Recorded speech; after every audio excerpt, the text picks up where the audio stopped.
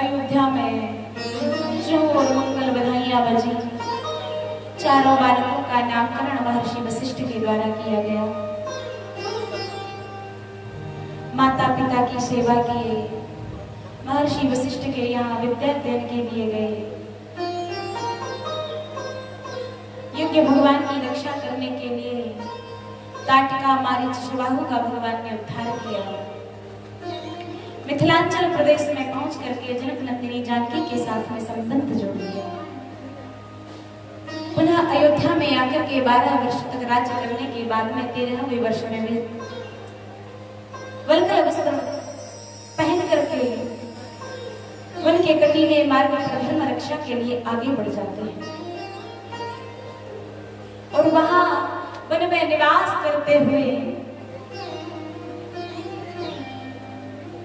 राक्षसों से पृथ्वी को विहीन करते हैं।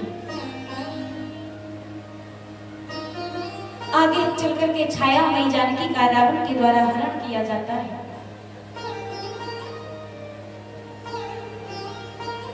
रावण पर कृपा करने के लिए और अधर्म पर धर्म की विजय करने के लिए अपने जन्म को, अपने अवतार को सिद्ध और सार्थक करने के लिए भगवान श्री रामचंद्र जी रावण से घोर युद्ध करते हैं और उसे मृत्यु की गोद में सदा सदा के लिए सुला देते हैं। 14 वर्ष के वनवास के बाद में वे पुनः अयोध्या में आगमन करते हैं और वहां अपनी प्रजा में फैले हुए लोकापवाद को दूर करने के लिए भी अपनी प्राण प्रिया जानकी को दूर कर देते हैं। समय के प्रभाव से लंकुश के द्वारा जब महर्षि वाल्मीकि रामायण का गायन किया जाता है, जानकी जी को बुलाया गया। राम जी ने जब परीक्षा के लिए कहा तो जानकी जी ने एक बात कही, पुरुषों की इस दुनिया ने मुझे कैसी नीति दिखलाई, कभी जुए में हार गए, कभी कभी परीक्षा दी।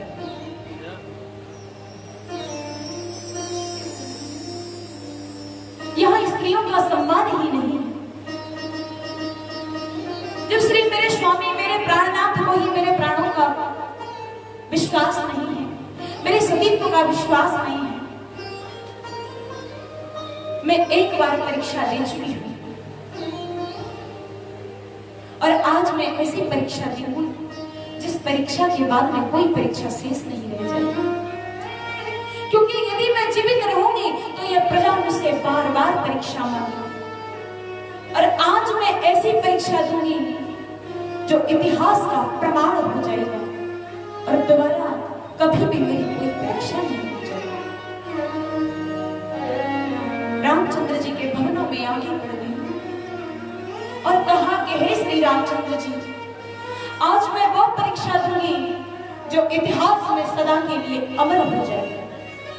लेकिन मेरा आपसे निवेदन ये है कि आपकी जो धरोहर थी उस और लोग बड़े पुत्र को मैं आपके दाहिने चरण की सेवा और छोटे पुत्र को आपके बाएं चरण की सेवा सौंप करके जाती हूँ। और दूसरा वरदान नाथ मैं आपसे ये मांगती हूँ कि जब मैं अपनी परीक्षा को देकर के यहाँ से चली जाऊं तो अपनी निरपराध प्रजा पर क्रोध मत करना। राम जी के भवनों में आगे बढ़कर के मैया जानकी आज आकाश की ओर देखते हुए कहती है कि हे मां पृथ्वी, यदि मैंने श्री रामचंद्र जी के चरणों का सच्चे मन से चिंतन किया है, मेरा जन्म जन्म का संबंध श्री रामचंद्र जी से है, मैं रामचंद्र जी को छोड़ करके किसी पराये पुरुष को नहीं जानती हूँ, नहीं जानती। यदि श्री रामचंद्र जी के चरणों में मेरा सच्चा प्रेम है तो हे मां पृथ्वी, तो मुझे अपनी गोद में स्थान दे।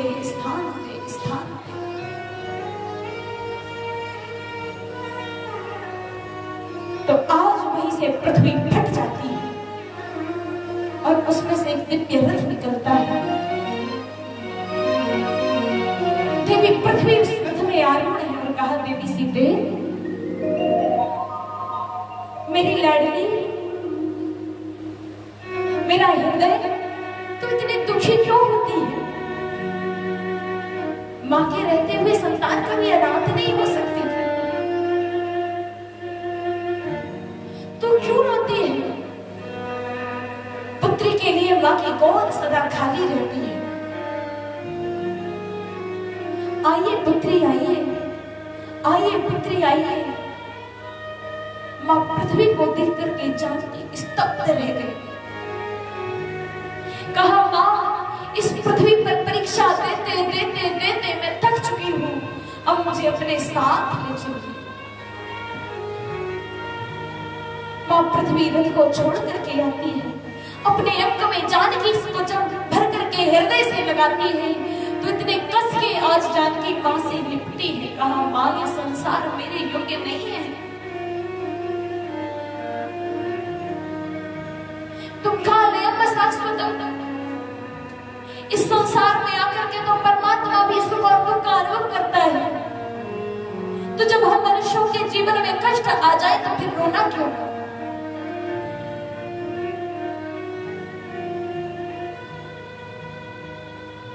मैया ने कहा जानकी मैं समझ गई, ये संसार तेरे योग्य है ही नहीं, तुझे यहां नहीं रहना चाहिए।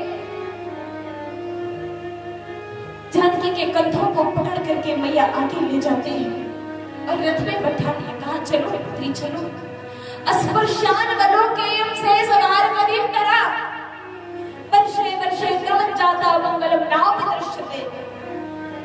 त्रेता युग में रामचंद्र जी के राज्य में जानकी जैसी नारियों का सम्मान नहीं है, तो अब ये पृथ्वी भगवान शेष के लिए भी भार हो गई। जानकी को लेकर के पृथ्वी लोक की यात्रा करती है। रथ जैसे ही अंदर धंसने लगा, जानकी जी का दिखाई देना बंद हुआ तो राम जी जिस श्रेष्ठ सिंहासन पर बैठते थे उसमें स्वर्ण की 7 ड्योढ़ियां 7 सीढ़ियां लगी हुई थी। छलांग लगाते हैं, जमीन पर कूदते और कहा पृथ्वी मेरी जानकी को मुझे वापस कर दे, मेरी जानकी को मुझे वापस कर दे, अन्यथा मैं अपना क्रोध जागृत करूंगा तो तुझे धूली बना करके समुद्र में मिला दूंगा। ब्रह्मा जी कांप गए, आकाश मार्ग में प्रकट हुए। कहा श्री रामचंद्र जी तुम अपने अस्तित्व को क्यों भूल रहे हो?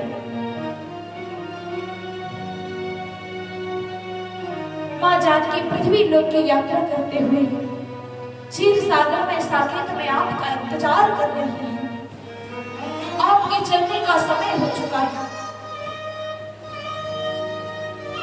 इसके बाद में श्री रामचंद्र जी ने ज्ञान को धारण किया और 13,000 वर्षों तक पृथ्वी का उपभोग किया।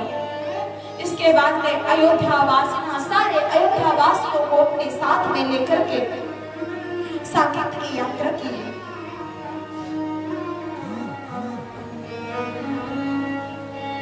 आगे संपूर्ण रामलीला का दर्शन कराते हुए